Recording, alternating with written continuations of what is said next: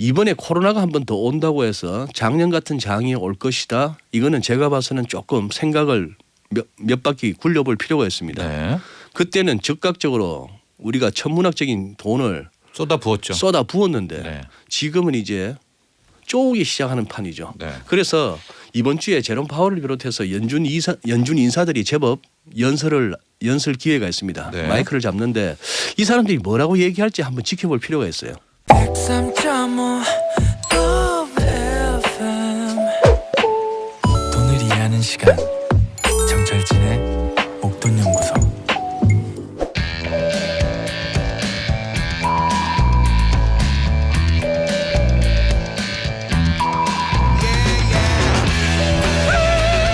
투자를 하고 있지만 불안하신 분들, 제대로 잘하고 있는 건지 확신이 없는 분들, 한 주간의 전망을 통해 성공 투자를 향한 레이더를 만들어 보시죠.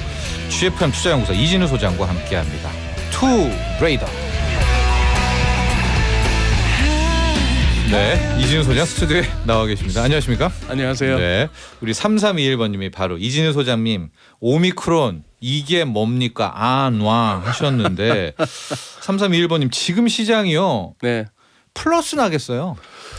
지금 우리 코스피가. 오후 가면 이거 플러스 나겠네요. 선물도 또 지금 외국인들이 꽤 지금 이 안판 정도 한 2,000개가 사니까 이건 좀 의미가 떨구진 않겠다는 거 아닙니까?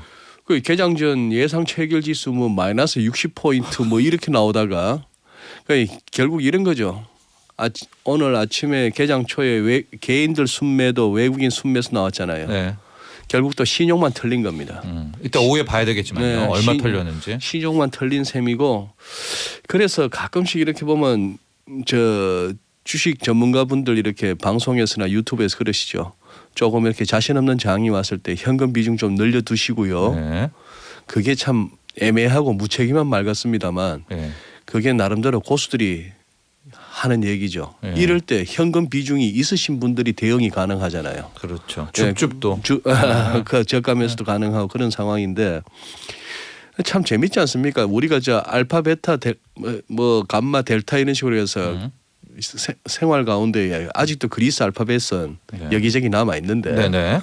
우리 수학 시간에 뭐 어릴 때부터 했던 파이 이런 것도 네. 다 그리스 알파벳이에요. 네. 3.14. 네. 아니 이게 네. 네. 이거 주말까지 뭐 누 바이러스 누냐 뉴냐 해서고 네. 옛날 그 참 추억의 그 로버트입니다만 건담 앞에 네. 누 건담이냐 뉴 건담이냐 네. 이런 소리도 있었는데 네. 그 그리스 알파벳으로 뭐 누군가 봐요. 네. 그러던 게 뭐 WHO에서는 또 살짝 오미크론으로 네. 한 칸 건너뛰어 버립니다. 네. 일들 참 잘해요. 뭐 한 칸 건너뛸 모양이 뛰었는데 네. 우선 뭐 지금 뭡니까 이 오미크론 이게 치명적이지도 않다는 이야기가 지금 많이 올라와요. 제가 이렇게 뉴스 보고 있는데. 네, 지금 그런 소리가 들리는데 네. 이걸 갖다가 우리 정앵커님이나 저 같은 사람이 얘기하기는 참 위험스럽습니다. 그렇죠. 전해드리는 겁니다. 전해드리는 왜냐? 거요. 네. 파우치는 알까? 아 파우치도 모른다. 미국의 질병연구소 소장도 모른다. 남아공 뭐 뉴스에 나오는 남아공 보건장관은 알까? 지금 이 사람들이 뭘 알고 얘기하는 걸까? 네. 네, 그런 거죠. 네. 그래서 뭐 부스트샷 얘기하는데 그거 맞으면 그러면 괜찮은 건가? 네. 그런 상황인데 어쨌거나 한마디 분명한 거는 지난 주말 시장 흐름은 그리고 오늘 아침까지의 흐름은 시장 내에 어떤 그거라고 보셔야 될 것 같습니다.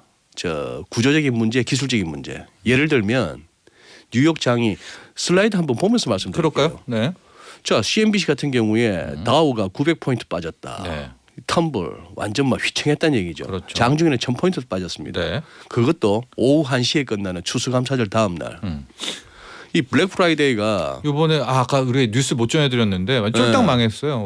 올해 블랙 그 프라이데이 매출이 아마존 같은 경우도 뭐 그래 이때 급감했대잖아요. 나오는 블랙 프라이데이는 시장이 망가졌다고 블랙 프라이데이가 아니고 네. 기업들이 추수감사절 그 쇼핑 시즌에 확 재고떨이 하면서 적자에서 흑자로 간다고 블랙 프라이데이인데 그렇죠. 우리는 증시에서는 좌우지간 주가가 급락하면 블랙 먼데이부터 해서 네. 뭐 증시 역사상으로도 블랙 프라이데이는 몇 번 있었습니다만 자 그런 상황인데 어떻게 보면 평소보다 반밖에 안 한 상황에서 저렇게 빠졌습니다. 빠졌는데 자 이게 보시다시피 자 나스닥은 뭐 이런 식으로 빠졌어요. 네. 나스닥은 이런 식으로 빠졌는데 어떤 나스닥도 있을까요? 1-1-2를 보시면 그렇고 그다음에 1-3을 보시면은 이제 뭐 월봉 차트에서 윗꼬리가 달리기도 하고 네. 1-3을 보면 네. 그런 상황이죠. 자 그런데 재밌는 거는 유로스톡스도 보시죠. 네. 지난주 같은 경우에 5% 이제 빠졌습니다. 저렇게 쭉 빠졌는데 주봉이네요. 네, 주봉인데 우선 선을 보시면은 자 이번 주에 과연 저 선이 바로 깨질 것인가? 좀 의문입니다. 네. 그러니 전체적으로 알고리즘 즉 우리가 흔히 말하는 요즘 들어서 기계가 설친다는 거죠. 네. 어느 레벨이 오는 순간에 조금 어떤 매도 레벨을 갖다가 높게 잡았던 기계에서 매도 나갈 것이고 그것이 추가적으로 가격을 떨어뜨리면은 지수를 떨어뜨리고 이러면은 또 옆에 다른 기계가 또 손절이 나오고 매도가 매도를 부르는 장이 왔다라고 보시는 것이 맞죠. 네. 일본 보세요. 저 선에 딱 걸리니까 이거 1시간 전에 차트입니다만 네. 저 우상향하는 검은색 실선 네. 저기서 딱 걸리니까 지금 또 반등 나옵니다. 일본도 지금 플러스로 반등할 그런 상황이에요. 네. 하겠네요. 하겠죠. 네. 우리 코스피 지난 한 2주 됐나요? 제가 그때 2,900이라는 레벨은 네. 우리만의 문제가 아닌 어떤 글로벌 변수가 있을 때 깨질 것 같았는데 깨긴 깼습니다. 네. 깨긴 깼는데 금방 2,900을 올라왔죠. 저런 거는 바로 왔기 때문에 여러분 지수적 분석에서도 깼다는 건 약간은 깼다라고는 뭐 볼 수가 하고 없어요. 하나 이제 물고 내려왔다 그런 네. 상황이죠. 뭐 그런 상황이 됐고 이렇게 보시면은 미국채도 한번 보시죠. 2번 미국채 수익률도 보시면은 자 이게 1.5% 빠지고 일간 차트인데 끝부분 보시면은 굉장히 막 이렇게 큰 음봉이 나왔죠. 네. 10년물이 16bp 빠졌다. 퍼센테이지로 전일 대비 9.87 금리가 네. 저렇게 빠졌어요. 네. 엄청 빠졌는데 지금 보면은 미국 주가지수 선물도 이렇게 오늘 1%대 반등이 나오고 현재 시각 그렇습니다. 예, 금리도 오를 것 같고 해서 네. 지금 이 오미크론으로 인해서 이것이 과연 얼마나 치명적일까라기보다는 네. 그거는 유가도 한 번만 보시면 느낌이 옵니다. 유가 한번 보시면은 이렇게 오일 드랍스 13% 이렇게 나오죠. 저 음봉 막대기 오른쪽 끝에 거 한번 보십시오. 저거는요 완전 세계가 대공황 때 정도 뭐에 예. 이제 원유 완유 공장 다 멈출 때 느낌이에요. 그래서 네. 차트만 보면은 지금 최진 앵커님 말씀하신 대로 무슨 공황이 왔나 싶은데 제가 봐서는 저겁니다. 그냥 워낙에 유가 상승 쪽에 베팅했던 포지션들이 일거에 그냥 다 털린 거죠. 동시다발적으로 네. 그냥 손절이 됐건 차익실이 됐건 매도가 나올 수밖에 없는 가격 흐름이었다는 것이죠. 네. 지금 우리 시청자 여러분, 청취자 여러분들 가운데 대부분 이제 개인 투자자 분들이신데 오늘 같은 날 외국인들은 지금 제가 보니까 그러네요. 현재 예. 우리 증시에서 코스피에서 상승 종목 417개, 그 다음에 하락이 1,472개, 코스닥도 오르는 게 350개인데 빠지는 게 1,174 예. 이렇게 나옵니다. 그런데도 지수가 이렇게 잘 버티잖아요. 네. 또 삼성전자, 하이닉스는 지금 1.73% 2,000원이나 오르고 있습니다. 그 기관 외국인이 딱 요정 종목을 또 사고 이렇게 있어요. 또 사고 있으면서 지수는 관리하고 네. 그러나 우리 대부분의 투자자분들의 체감 지수는 아주 안 좋은 그런 상황이 되었습니다. 근데 유가는 또 5.2%또 급등을 급등하고 또 있는 거죠. 하면서 그러니 지난 금요일 장을 가지고 이걸로 인해서 지난 금요일 같은 그런 흐름이 계속 된다기보다는 지난 금요일은 시장 내 특히 기관 투자자들로서는 어쩔 수 없이 지켜야 하는 어떤 매매의 규칙, 손절 네. 규칙 이런 것들이 한꺼번에 작용하면서 시장 가격 움직임이 좀 오버했다라고 이해하시는 게 맞을 것 같습니다. 근데 시장에 또 이런 은근슬쩍 다 내색은 안 하지만 바람도 있는 것 같아요. 뭐죠? 이게 오미크론이 또 좀 더 와서 약간 좀 경제가 또 어려워지고 하면 테이퍼링도 굉장히 늦춰지고 금리 인상도 못하고 나아가서 이제 바이든 대통령은 일단 돈 더 풀고 싶어 하잖아요. 재정으로 돈 더 푸는 거 아니냐? 그러면 한 번 더 2020년의 영광을 좀 그런 어떤 기대도 같이 좀 있는 투심이 존재하는 거 아닙니까? 무슨 말씀인지 저도 알아듣고 아마 네. 우리 청취자분들도 다 알아들으실 텐데 네. 그러한 어떤 시장의 시장 내 은근한 기대감이 이렇게 늘 존재하고 그래서 이제 항상 주식이 잔인하죠. 작용한다 하는 네. 것이 정말 이거 바람직한가요? 네. 너무 아니죠. 예. 너무 슬픈 현실이죠. 맞습니다. 네, 예. 빨리 코로나가 종식되고 금리 일상- 인상 막 하고 금리 예. 인상하고 예. 일상으로 회복하고 예. 일자리 찾아서 다시 취업하고 하고요. 예. 공장은 공장대로 돌아가고 네. 항구마다 이렇게 하정 물량 쌓이는 게 아니고 네. 바로바로 수송되고 네. 그 가운데에 주가가 오르고 금리가 오르고 결국 이제 그럼 올라가겠지만 그건 이게 진짜죠. 지금의 유동성이었다면. 그건 진짜고 네. 예. 은근히 코로나 한 번 더 오지. 네. 나도 작년 같은 거 한번 이번에 코로나가 한 번 더 온다고 해서 작년 같은 장이 올 것이다. 이거는 제가 봐서는 조금 생각을 몇 바퀴 굴려볼 필요가 있습니다. 네. 그때는 즉각적으로 우리가 천문학적인 돈을 쏟아 부었죠. 쏟아 부었는데 네. 지금은 이제 쪼기 시작하는 판이죠. 네. 그래서 이번 주에 제롬 파월을 비롯해서 연준 인사들이 제법 연설 기회가 있습니다. 네. 마이크를 잡는데 이 사람들이 뭐라고 얘기할지 한번 지켜볼 필요가 있어요.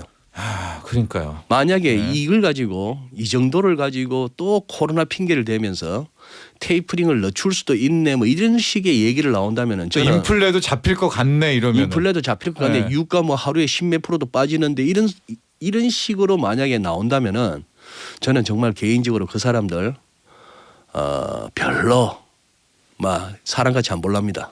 지금 뭐 얼마 조정받았다고요. 그렇죠. 네. 네. 얼마 조정받. 이런 와중에도 이런 걸 갖다 그 맨날 입에 달고 사는 인플레는 일시적이야 할 게 아니라 네. 지난 주말 같은 그런 오미크론 충격으로 인한 시장의 충격은 이게 일시적이다라고 진단을 해주는 게 맞죠. 네. 그리고 우리는 금리 정상화, 통화정책 정상화를 향해서는 그냥 계속 가면서 뭐 어쨌거나 FMC 성명서에 늘 요즘 레파토리로 달려 나옵니다만 네. 향후 경제 경로는 바이러스에 달려 있다 했는데 그러나 바이러스 추이는 한번 예의주시하겠다 이 정도는 모르겠는데 여다 대놓고 바로 이번 주에 네.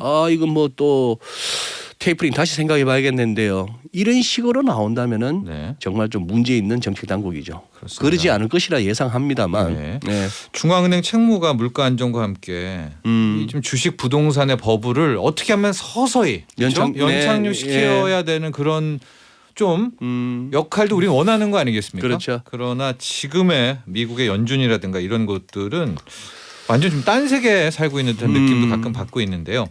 자, 이제 변동성이 굉장히 커진 네, 그런 한 주가 맞습니다. 되고 있고요. 또 하나 우리가 체크해봐야 될 게 지금 원래 예정이었던 오페크 플러스의 회의가 약간 네. 다음 달 초로 넘어갔는데 네.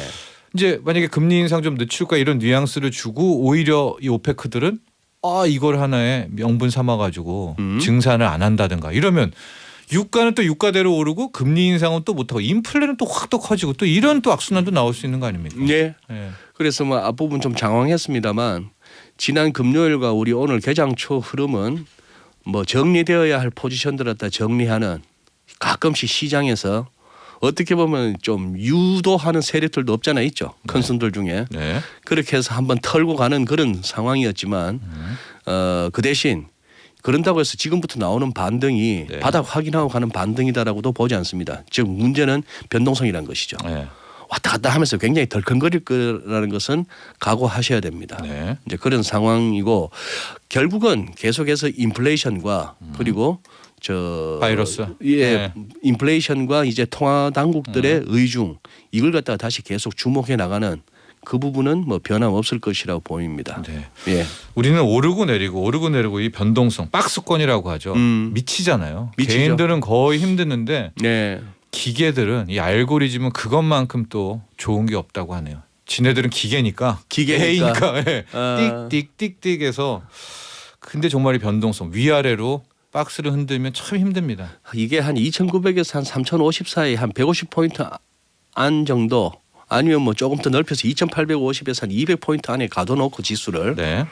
외국인들이 장난치기 시작하면은 이게 참 우리 일부 여전히 이 와중에도 튼튼한 뭐 게임 관련주나 네. 요즘 핫한 그런 주식들 아직까지 힘은 있는데 그런 쪽을 보유하지 않고 계신 분들 그리고 오랫동안 삼성전자, 하이닉스 같은 우량주 고생하셨던 분들 제외한 대부분의 우리 투자자분들은 지금 굉장히 하루하루가 그리고 이렇게 일이 손에 안 잡힐 정도로 계속 시세가 신경 쓰이는 네. 그런 변동성 장은 당분간 각오하셔야 될 것 같습니다. 알겠습니다. 첫 번째 오미크론 얼마나 치명적인지 봐야 되고요. 네. 이 국면에서 이 중앙은행장들 연준의 이 위원들이 어떤 입장을 밝히는지 네. 금리 인상과 테이퍼링에 유가는 어떤 흐름으로 가는지 네. 세 가지 포인트 확인하시기 바랍니다. 자, 오늘 여기까지 하죠. 감사합니다. 예, 고맙습니다. GFM 투자연구소 이진우 소장이었습니다. 본 방송은 투자 판단을 위한 조언일 뿐 투자 결정과 결과에 대한 책임은 투자자 개인에게 있음을 알려드립니다. 나도 부자 되고 싶어서 라디오를 켰어. 정확하고 철저한 정철진의 목돈 연구소.